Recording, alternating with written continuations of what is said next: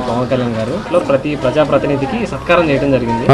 అదే విధంగా ప్రజలు మన మీద చాలా నమ్మకంతో మనకి ఎన్ని సీట్లు గెలిపించారో ఆ నమ్మకాన్ని మనం నిలబెట్టుకోవాలని కూడా పవన్ కళ్యాణ్ గారు అన్నారు.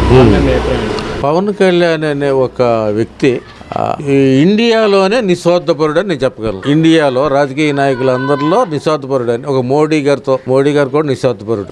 అలాంటి మోడీ గారు మన ప్రమాణ స్వీకారం చేసి పవన్ కళ్యాణ్ అంటే పవన్ కళ్యాణ్ కాదు, ఓ ఆంధీ హై అంటే ఆయన ఒక తుఫాన్ లాంటి వాడు అని చెప్పాడు. ఒక ప్రమాణ స్వీకారం చేసి ఈ నేషనల్ నాయకుల ముందు చెప్పాడు అన్నమాట. ఇది విషయం చిన్న విషయం కాదు. అయితే పవన్ కళ్యాణ్ గారు నిస్వార్థపరుడు, ఆయన ఏదో చేయాలని కోరిక. ఇప్పుడు ఈ యొక్క ఫస్ట్ ఆయన నియోజకవర్గంలో ఈ చెత్త మీద ఇన్కమ్ తీసేయటం ఇవన్నీ చేసేసి తర్వాత స్టేట్ అంతా చేయాలని ఆయన ఉద్దేశం. రెండోది ఏంటంటే కార్యకర్తలు కానీ చిన్న చిన్న నాయకులు కానీ మీ ఇష్టం వచ్చినట్టు మాట్లాడబాకండి అని చెప్తున్నాడు ఆయన.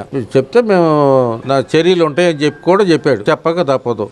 పిల్లి గుడ్డిదైతే ఏలికి ఏదో చూపిస్తుంది. అందుకని ఏంటంటే తప్పనిసరిగా అడ్మినిస్ట్రేషన్ అనేది అవసరం. అందులో ఆయన మగోడు. ఎవరు అడ్మినిస్ట్రేషన్ లో ఇవాళ ఆయన చాలా మంది ఏం చెప్తున్నారంటే ఆయన పాపం అనవసరంగా కనీసం వైజాగ్ లో హైదరాబాద్ లో 5 స్టార్ హోటల్ చక్కగా కట్టుకుంటే సాయంకాలానికి సూట్ కేసులు ఇంటికి డబ్బులు వస్తాయి. అసలు ఆయన జీవితం ఏంటి? అవన్నీ వదిలిపెట్టి రేతిరి పగులు ఈ ఎండల్లో వానల్లో తిరగడం ఏంటి అని చెప్తున్నారు. కానీ ఒకటి, ఇప్పుడు ఆంధ్రప్రదేశ్కి ఎక్కడికి వెళ్ళినా ఆయనకి ఉన్నటువంటి పరిస్థితి మనం చెప్తే బాగుండదు, కానీ చెప్పక తప్పదు.